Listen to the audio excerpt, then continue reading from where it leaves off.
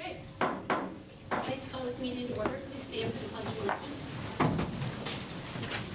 I pledge allegiance To the flag of the United States of America and to the republic for which it stands, one nation, under God, indivisible, with liberty and justice for all. Yes. Mr. Hall? Mr. Christopher? Yes. Dr. Manning? Yes. Mr. George? Yes. Mrs. Bird? Yes. Mr. Kraft? Yes. I need a motion to adopt the agenda as presented. So moved. Mr. Berry and Mr. Helms, any discussion? All right, all in favor say aye. Aye. Any opposed? All right, Dr. Zupier? Yeah, good evening. We have two items under recognition this evening. And first, I want to introduce Ms. Cheryl Schneck-Gopi from the American Heart Association. And Fort Zumwalt School Districts have a long affiliation with Heart Association. And we have the opportunity annually to hear about all the fundraising efforts that the Fort Zumwalt School District kids, faculty, staff, families That is accomplish. right. And she's going to brag on it. Absolutely. So I brought my notes because we have lots of wonderful numbers to share. So thank you for inviting me, for your continued support again for the American Heart Association. The efforts of the students of the district have helped to raise a lifetime total of over $2 million for heart health, which is incredible research achievements which are making a difference in saving lives. Just this last school year, 589 Fort Zumwalt families learned the warning signs of stroke and how to perform hands-only CPR if necessary. And I'm thrilled to share that Darden Elementary had its best year ever, raising more than $6,500, and they earned $1,900 in free PE equipment for those students. And the district alone last year raised over $152,000, and more than $14,000 was invested back into the schools. So that's amazing, again. This year we're striving to have every middle and high school participate in our program to further expand awareness and impact.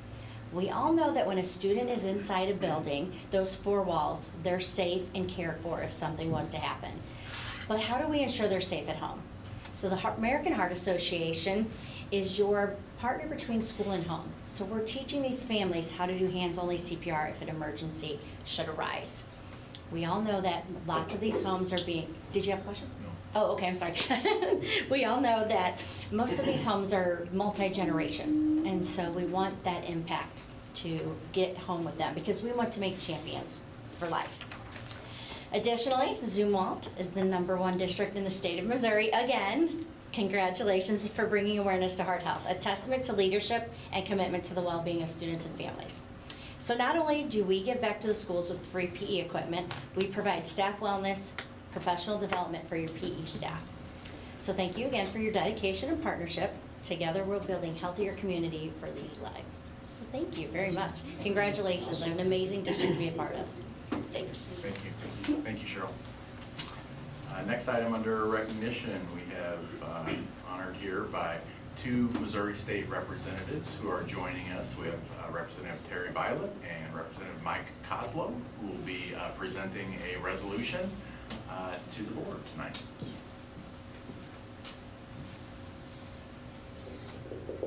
Well, I am personally very honored because I live in this district and in your district, and my kids went to school, Fort Zumwalt schools, and so just to be able to, give you this resolution, it just touches my heart to be able to do this. And instead of just talking about it, if you don't mind, I'm going to read the resolution. It has things in there that we wanted to say as state representatives. Whereas the members of the House of Representatives always welcome the opportunity to recognize the Show Me State educational institutions which have demonstrated remarkable success in ensuring high student achievement.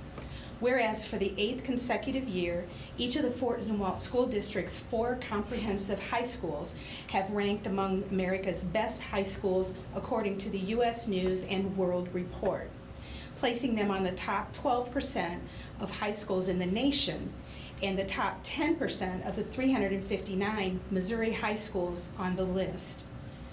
Whereas the 4 high schools in the Fort Zumwalt School District achieving this prestigious honor are Fort Zumwalt East High School, Fort Zumwalt North High School, Fort Zumwalt South High School, and Fort Zumwalt West High School. And whereas U.S. News and World Report ranks high schools using a 6-factor methodology that includes college readiness, state assessment proficiency, state assessment performance, underserved student performance, college curriculum breadth, and graduation rates. And whereas the rankings are based on a weighted formula where college readiness is the most heavily weighted factor, followed by the state assessment proficiency and performance. And whereas in U.S. News and the World Report uses a methodology designed to evaluate schools on their effectiveness in providing a comprehensive and rigorous education for all students, including their Black, Hispanic, and low-income students, specifically regarding their college readiness. And whereas the U.S. News World Report's rankings are produced in conjunction with the Research Triangle Institution International, using data from the United States Department of Education and other sources to analyze high schools across the nation. And whereas it is fitting and proper that the Missouri House of Representatives should pause in its diverse daily activities in order to acknowledge milestone events in the histories of such outstanding educational institutions as the Fort Zumwalt School District in O'Fallon, Missouri. Now therefore be it resolved that we, as members of the Missouri House of Representatives, 103rd General Assembly, join in extending our most hearty congratulations and best wishes to the Fort Zumwalt School District at this proud moment of well-deserved distinction. And be it further resolved that the Chief of Clerks of the Missouri House of Representatives be instructed to prepare properly inscribed copy of this resolution for the Fort Zumwalt School District we have here. And this was offered by myself, Representative Terry Violet on District 104, and it's also signed by Jonathan Patterson, Speaker of the House of Representatives. Congratulations. I don't have anything fancy to read, but I did want to take a moment and offer my own congratulations on this continued excellence of the school district. You guys have definitely shown that you're leaders in the state in educational outcomes. At the state level, we talk a lot about the money and the staffing and the mechanics of operating a school. You show here that you focus a lot on those outcomes and the kids that you serve. And that is commendable by all measures. I was talking to Dr. St. Pierre last week, and I told him this is probably the hardest time to come in as a superintendent because now he has to keep this level of excellence forever. Congratulations to the teachers and the faculty, the administration, and the board for what is a team effort and a huge lift. Continue leading the state. I love to see it for St. Charles County. And please share your best practices. Remember that as leaders in the state and in our educational community, the lessons that you learn here can lift everyone else up. So please share those best practices, share what you've learned from all your years of doing this at highest levels, and let's help the kids across Missouri. Thank you very much.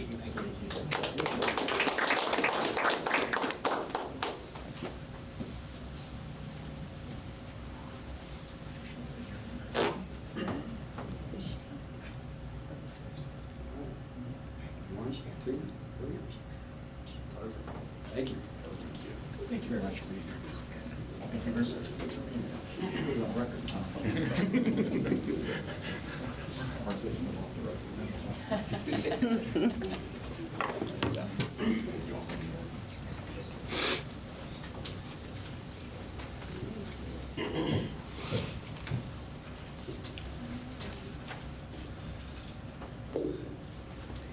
I need a motion to approve the consent agenda as presented.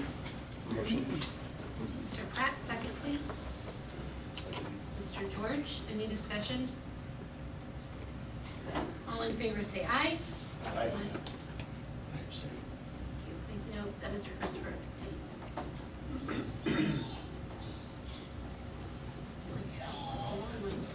Alright, financial report.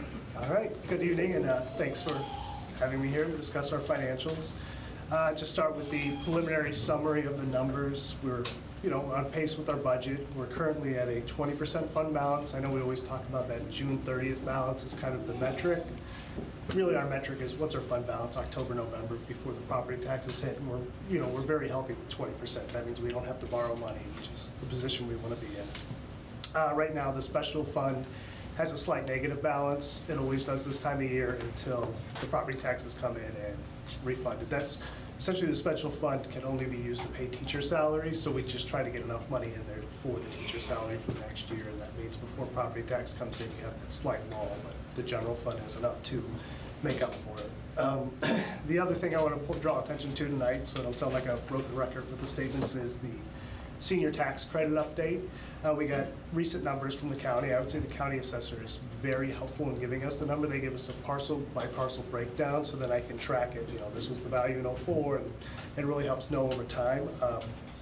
The amount of the credit this year is going to be $600,000 higher than I had, estimated, budgeted, which is unfortunate, but that's part of it. Is the biggest chunk of it is the amount of people that came in and when their credit went back to 2024. So if you signed up this year, it actually backdates to 24, and I just didn't have that in my estimates. It'll kind of weave out after this year because I would have been assumed, going forward, they'll always be on there. And that is something, when I talked to the county collector, they said this is how it's being enforced across the state. That's the rule. They're more worried about years down the road, like what happens if in 2030 a senior signs up, do they have to go retroactively to 24 and look it up? But for now it makes sense. I agree with how they're approaching that rule, but it is the biggest chunk of my difference. The other big chunk was there's simply more people that signed up than I thought. I thought it would increase by about 500 seniors a year. Last year we had 7,000. We have almost 8,000 this year, so it was a much bigger jump than I imagined. I was thinking of 500. I know going forward I'll probably allocate a bigger jump. But at some point, you would imagine most seniors would be signed up. I can't imagine any senior going to do their taxes where their accountant's not helping them sign up. They should be, giving them the assistance and signing up. And then just, another factor was the value of the senior homes rose about 8.5%. The rest of the district was 7.5%. That extra 1% is meaningful because you're backdating, we lower our tax rate every year, so theirs grew higher. If they were just on their own, we wouldn't have lowered our tax rate as much, but we lowered it based on the total district valuation. So that does mean, residentials did benefit from that, which, good for the seniors. The average credit is $147 this year. It ranges from $2,670 to zero because there were some properties that had a drop. And the bulk of our homes are in the $250,000 to $450,000 range. That's the bulk of the $1.2 million credit. So.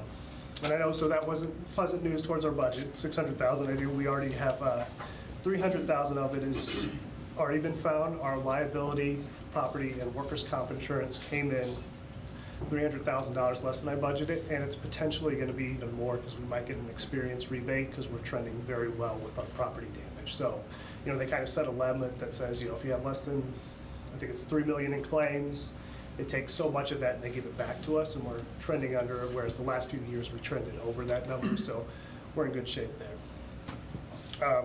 As I noted, revenues are pretty much on track to meet our benchmarks. We're going to be a little behind in property taxes. The other one is the Prop C, or sales tax. I know I was starting to sound like a broken record. Like, I could tell we weren't collecting at the same pace as we did last year. Today, DESI provided guidance, and we can estimate that it's probably going to be about $500,000 less than we thought it will be when the year ends, but that's much better than $1 million, $1.5 million. And when I like to have the guidance, because now we can plan for it, and I'll put it in, probably next month we'll bring the budget revisions that'll show some of these revenue changes as well as some of the positive that we have as well. And I think the only thing I wanted to draw attention to is it does look right now, if you looked at the expense, you'd see a very weird number in the workers' comp line. That's just because we've gotten the experience rebate check for workers' comp, but we don't have the expense yet. So we're not going to finish the year with a negative. It's just more of a timing issue right now. Do you have any questions? I need a motion to approve the financial reports as presented. Mr. Christopher, second. Mr. Howells, any discussion? All in favor say aye. Aye. Any opposed? Thank you. Old business. Thank you, Ms. Powers. A couple of items under old business here tonight. The first item will not require action on your part. However, it is part of our comprehensive school improvement plan quarterly update plan. Last quarter, we brought an update on our recruitment and retention efforts. And this quarter, we are going to focus on academic achievement. We've shared the results and we've had highlighted this evening in our recognition about some of the great accolades that we've obtained as a school district. Mrs. Waters is going to elaborate just a little bit on that as it pertains to our APR scores. Okay, Go ahead, thank Mrs. you. Waters. Yep, thank you, Dr. St. Pierre. At your seats, I think you should have a copy of the current APR that was released on November 6th. And just a quick reminder, that's kind of the district's accountability measure. So it's kind of like our report card. Every district in the whole state gets an APR score. So these are all based on the MSEP 6 indicators. There are really two pieces of this. There's performance and continuous improvement, so you'll see both of those on that sheet for a total of 200 points. So this year we actually gained a couple points, actually 3 points, which pushed us to a 96% APR. So that's the highest APR we've had, so we're really excited about that. So as that relates to our academic achievement goal, which is the first goal in our CSIP plan, what we had was that we will score at target for each of the 4 core areas with all 8 of those groups that you see. So you've got all student groups, so that's the whole population, and then we have student group. That is measured separately, so those would be students who are EL, have IEPs, Hispanic, Black, and free and reduced students. So in each of those 4 categories, they measure both of those groups. So what you can see up here is that we have remained at target in ELA, math, science, and social studies. And our student groups are on track, which is the category right below, for ELA, math, and science, and then they are at target in social studies. So that's good news for us. We're not quite there. We'd like all of that to actually be green and not have any yellow. The student group in ELA was 1 point away from being at target. So hopefully next year that'll move just a little tiny bit, and we will get another group at target. So that is really good news. We did increase our MPI scores in science, math, and ELA in both of those areas, so that's great. Social studies is kind of a weird group. We test kids 1 time in social studies in their whole career, and that's in American government when they're juniors, so it's 1 single cohort of students. So that can swing either way pretty easily by a couple points. So that's why down here you'll see the red. We did go down just a little bit in social studies, yet we're still at target. Those other 3 groups test much larger numbers of students. Okay, performance, like I said, 100% target status for all students in ELA, math, science, social studies. Our index scores did go up just a little bit. We remained on track in ELA, math, and science. And again, our goal next year would be really to keep moving those groups forward. We would like them all at target. In the category of success-ready students, that is towards the bottom of that row. The district earned the maximum number of points for advanced credit courses. So those are students taking AP classes, dual credit, Project Lead the Way. And we also earned an additional point this year for college assessments, college-ready assessments, which is really great. That's hard to get now because students in many universities do not need to take the ACT any longer. So we were really glad to see that more of our kids are taking some sort of an assessment. And it doesn't necessarily have to be the ACT. It could be the ACT work keys, the ASVAB, we give a lot. just so kids have some feedback as to where they are, where their strengths are, as they are moving either to university, to junior college, or to work. So we really tried to get all of our students tested. The district did earn all of the points for graduation rate and for the graduate follow-up. So performance still strong. We will continue to try to maintain that. Continuous improvement on the bottom, that is worth 30% of the overall score. We met everything except for attendance, which remains at 75%. Since 2020, attendance across the nation has really, we've struggled. And we're not back to where we were prior to that, but our buildings are really focused on it, really intentional, and we'll keep working at it, but it's a hard one. So we were happy to get the 3 points, honestly. We did get 2 extra points for expansion of our CTE programming. This actually came through Lewis and Clark Technical School. They added some programming, so that allowed us to receive the 2 extra points. So kind of some takeaways overall. Students taking the ACT, or the CCR assessments, so that's the ACT, ASVAB, work keys, and the increase in math growth with our student group resulted in an overall positive increase. That's where we got that extra 1.5 points. So really excited about that. So that would be our student groups taking the math assessments did quite a bit better than they did the year before. So that was a big jump for us. Continuing on with our next steps, and these are the actual action steps in the CSIP. We will continue to work towards implementing a district-wide MTSS system. We have a district-wide committee that works pretty diligently and often at trying to make sure that we are standardizing that process in every one of our buildings. Our goal is to have that in place by the end of the year. Continue professional development in the area of professional learning communities.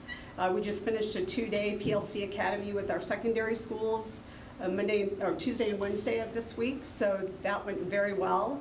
Our teacher teams are actually taking that information back and training staffs, so that has been a really good benefit for our teachers this year.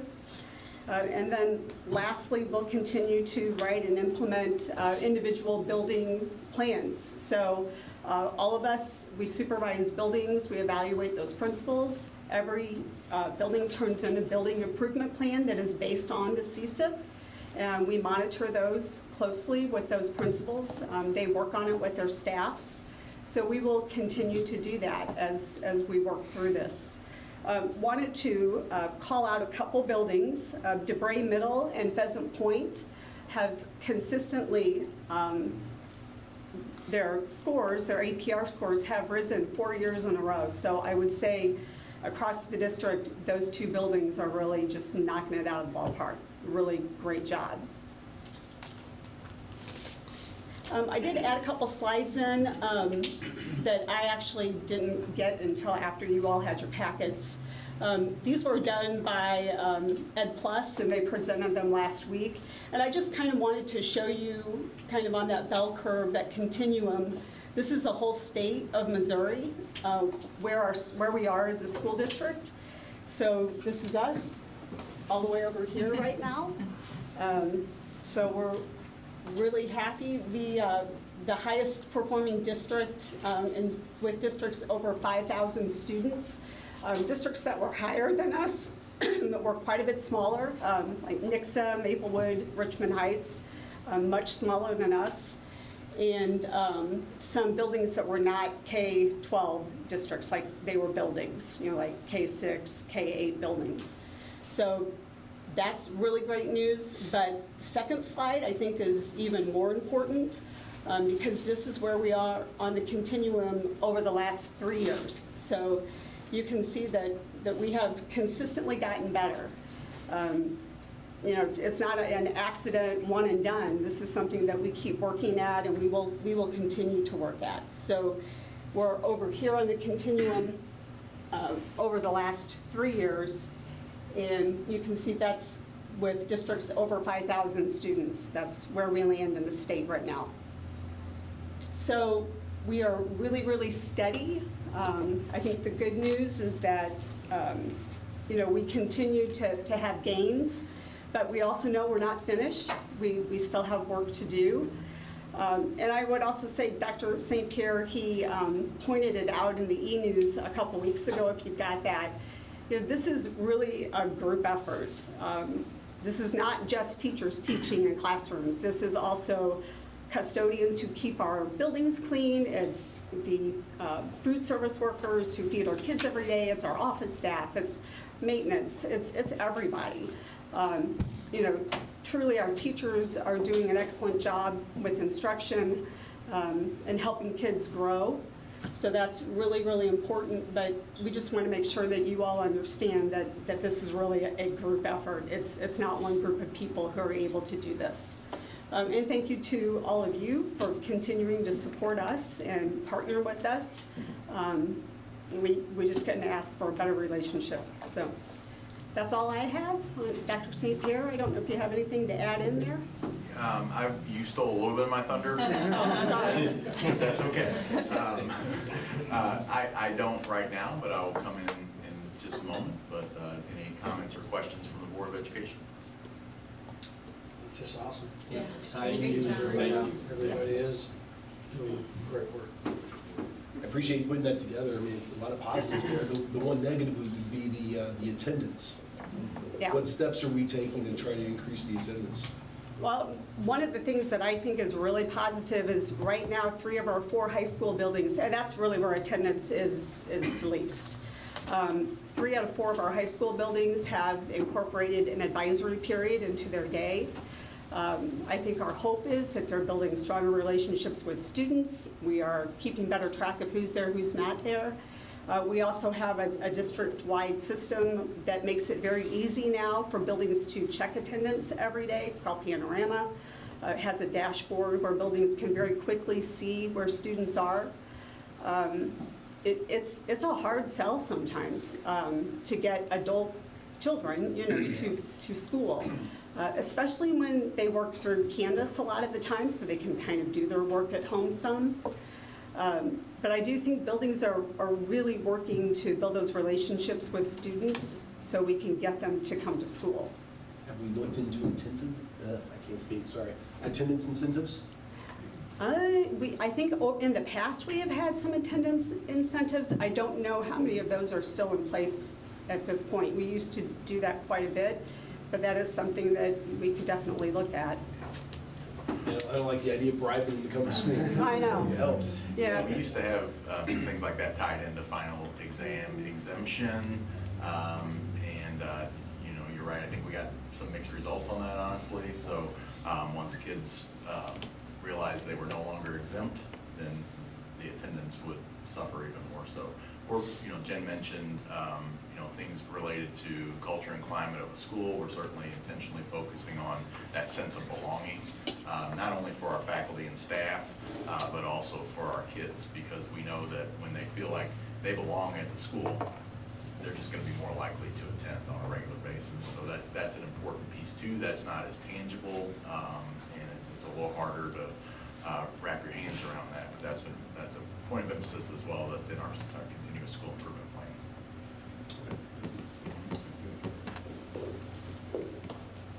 Yeah, there are any other comments? There's no action required on that. That's just part of our CSIP quarterly update. As Mrs. Waters said, thank you very much for the work, putting that together and all the work behind the scenes that yields these results to all of our faculty and staff, our Board of Education. We all play a role in this. We all play a part in this, and it doesn't happen without all of us working together. So certainly grateful for everybody's work.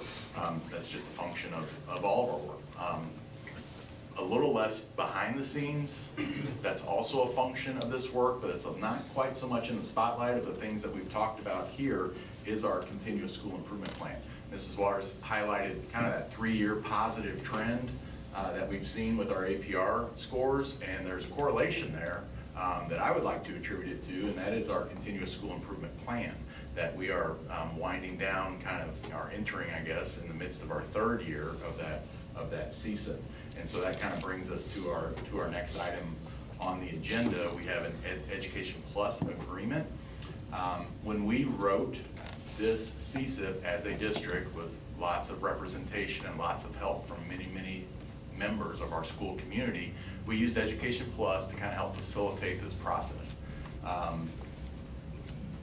I think many of us share the same sentiment that we've been in education a long time.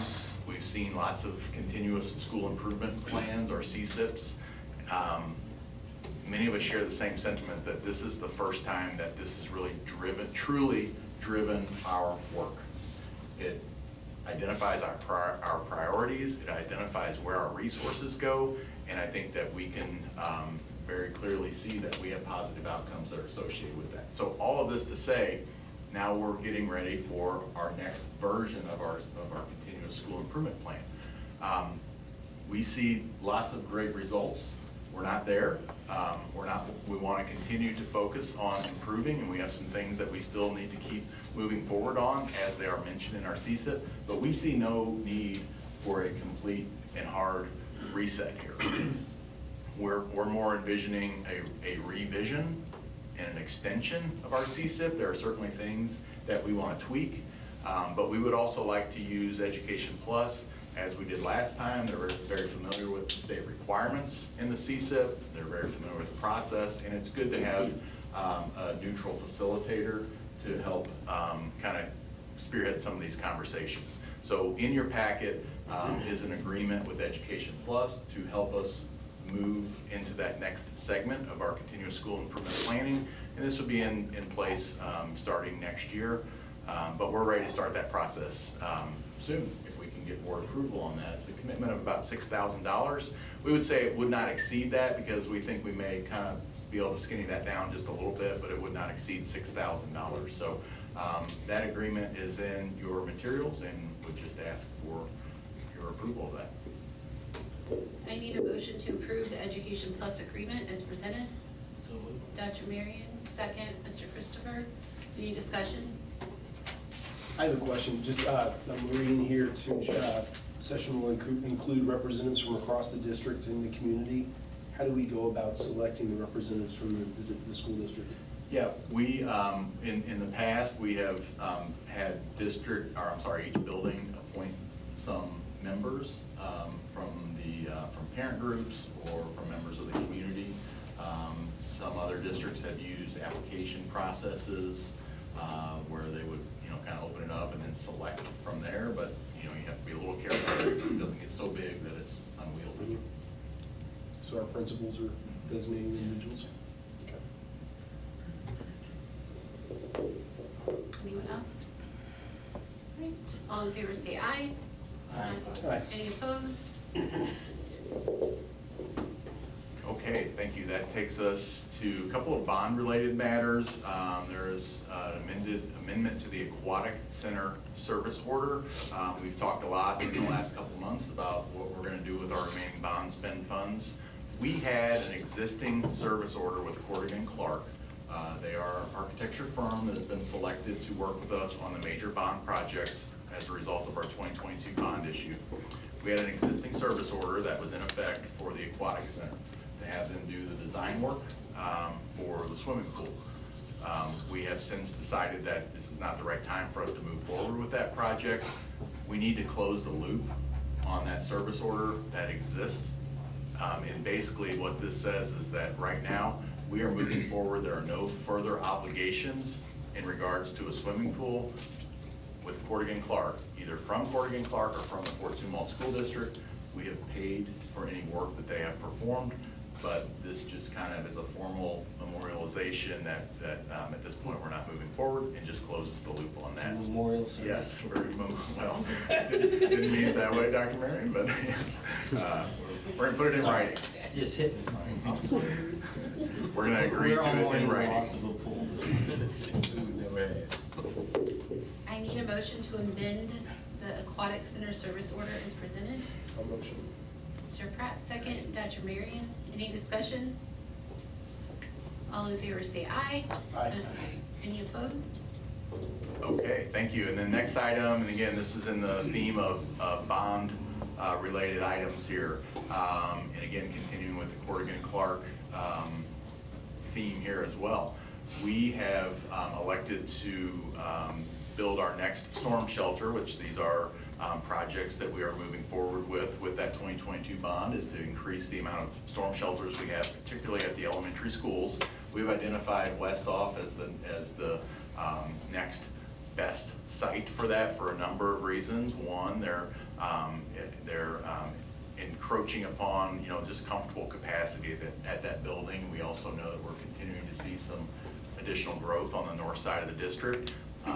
So we would like to move forward with planning work of our next storm shelter at Westhoff Elementary. What we're going to do to help accomplish two things here: one, provide a storm shelter that allows for safety of students and staff should we need it, but also we are attempting to, what we would like to do in this project is incorporate some classrooms so that we can use this space for multiple purposes. Again, we have a need there at Westhoff. I was in the building a couple weeks ago, and they were having intervention groups in the hallway, just wherever they could find a little bit of space. So we need a little more space there, and this will accomplish both of those outcomes, hopefully. The downside is that's a little more expensive because we're putting in interior walls, we're doing more design work, and we're doing more materials and more labor to get this done. But again, we think that it will be a project that will get utilized, and so that's what we're hoping for. There are some options there on the memo as far as where we might put that storm shelter. That's where we'll use Corrigan-Clark and our engineers to help look for utilities and what's going to be the most cost effective and the best spot for it. But this just kind of gets us going here. If we approve this service order, this will get us going on some planning. We'll bring all bids back to you for approval and of course update you all along the way. I need a motion to approve the Westhoff Elementary Storm Shelter Service Order. Motion. Mr. George, second. Dr. Marion, any discussion? How many more students will that storm shelter hold? Have you all gotten that far? Yeah, as far as classrooms, additional classroom space, what we're probably looking at somewhere, we think probably 4 classrooms with some common space in the middle. Because again, we've got to, in order to occupy all the students and staff of the building, you got to have some empty space too, because the more you put desks in there, the fewer kids you can put in. So we're going to leave some common space in the middle, which can be used for different things, but we would hope to get at least 4 classrooms out of that, and maybe more. But this is where we'll get into the weeds here with our architects, and they'll start putting pen to paper with it. A question about capacity, because you made a good point, you want to use for classroom, but it's a storm shelter. So I look at the 2 options, a couple options for placement of it, and it made me think, will it have enough capacity for like Women's Center students and staff? So, good question. So there's a new code that any new buildings or building additions, we have to put this in. And so that was applicable to Mike Clemens when we did that addition. So we have storm shelters at Mike Clemens Center, so we're good there. Yeah, we're good there. And we had them prior to actually as well. So we're good at Mike Clemens Center. This will be for the Westhoff kids entirely.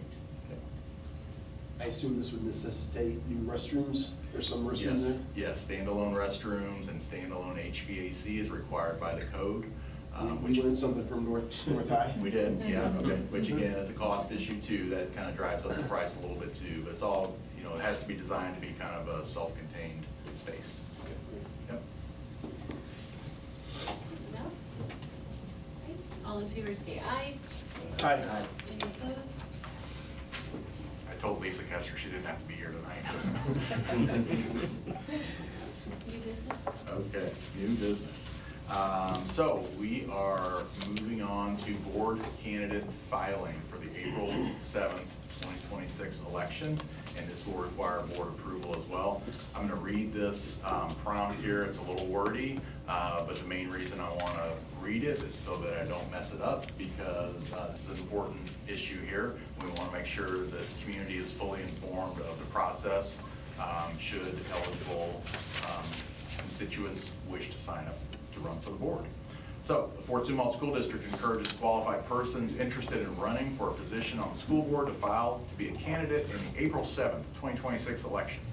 Interested persons may file at the superintendent's office located at 555 East Terra Lane, O'Fallon, Missouri.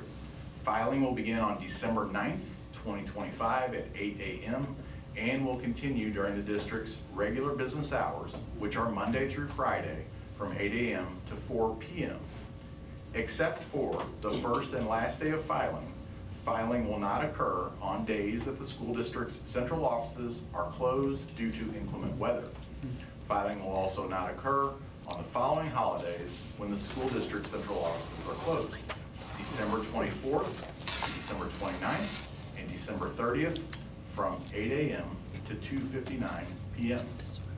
Filing will end on December 30th, 2025 at 5 p.m. and on that day, office hours are from 3 p.m.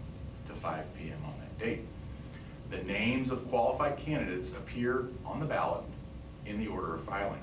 There are 3 positions available with 3-year terms. Just ask for your approval on that. Need a motion to approve the board candidate filing for April 7th. Mr. Helms, Mr. Christopher, any discussion? Just want to make sure the sentence reads right, but where it says on the days central offices are closed, it says December 30th from 8 a.m. to 2:59. So they open at 3 p.m. then? We will open at 3 p.m. on that date. Yeah, that's the last day of filing, and because that is a day in which our offices are closed, we will open for Just 2 for- hours just for that. Yep. Perfect, thank Yep. you. Thank you for clarifying. All in favor, say aye. Aye. Any opposed? Okay, we have, next item under new business is a local compliance plan. Dr. Smith is going to tell us what that is and ask for the recommendation. Thank you, Dr. St. Pierre. Good evening, members of the board. Periodically, changes are made to the Missouri State Plan for Special Education. This occurs when the state makes changes in interpretation of laws or when the laws change. And so really, the state plan gives us marching orders as to how to effectively implement special education. The local compliance plan is up to us to decide, and we basically have 3 options.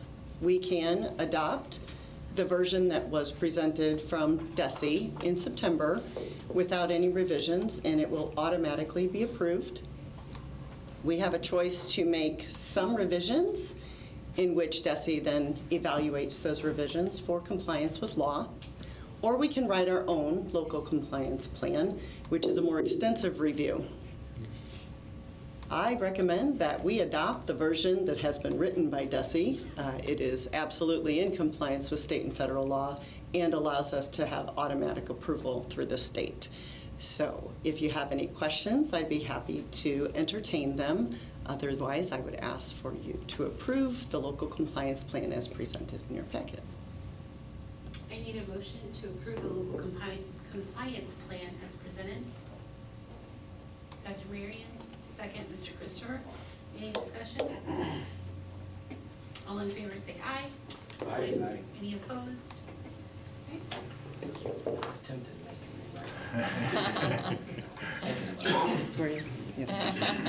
Last item under new business is security cameras for the new transportation center. That project is coming right along and on schedule.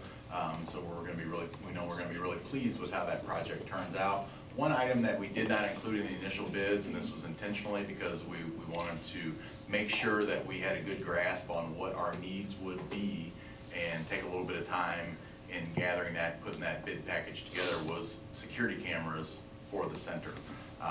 We did design the needs for that camera. There's a combination of cameras that will be mounted on light poles, and then about the second half will be mounted on the exterior of the building. We know there will be security measures there in place, and this will be one part of that, and we know that it's important to provide for a good, secure campus there for all of our buses and our faculty and staff who work there. This will help us accomplish that. So we got 3 bids for the cameras, and And the low bidder was Communications Technologies, Inc., and that is to furnish and install $68,204. We asked them to incorporate additional 5 years of licensing for a grand total of $86,068.93. Would ask that you approve the recommendation for the security cameras at Transportation Center. I need a motion to approve the security cameras bid recommendation. Dr. Marion, second. Mr. Christopher, any discussion? All in favor say aye. Aye. Any opposed? All right.